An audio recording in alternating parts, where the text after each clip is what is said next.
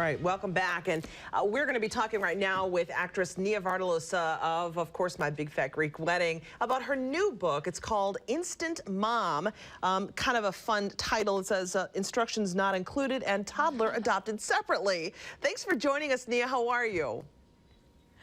I'm great, thanks. Thanks for having me. Hi. Hi. So I know, and I've actually interviewed you once before. I know from talking to you in the past that adoption is something very dear to you, of course, and this is what you speak about in this book. I want to ask you, you've become an advocate with the adoption of your daughter. How has life changed? And that's probably the hardest question to even answer in one answer. What's the most gratifying change? I say it's a relief that it's really not about me anymore. It's so wonderful to wake up and just think about my daughter immediately, have a running tally in my head of what she's eaten all day. Yeah. You know, the reason that I wanted to write the book is the back of the book is 25 pages of how to adopt from all over the world.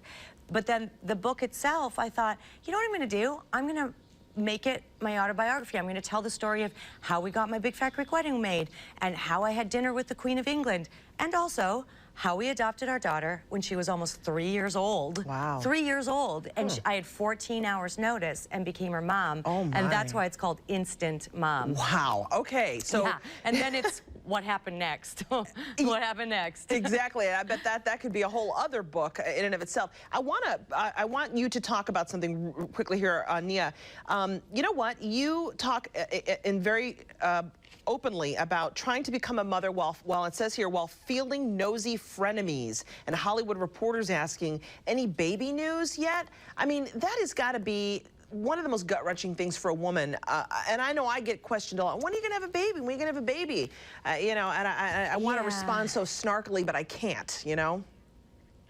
Well, and in the book, you know, I say very clearly that I, too, made that mistake. I, too, have asked a person, are you pregnant? And then, you know, you only make that mistake once. Right. You know, but yes, I was asked it constantly when I was in the process of trying everything. And it was one of those things that ultimately, you know what really brought me to sanity again is my girlfriends.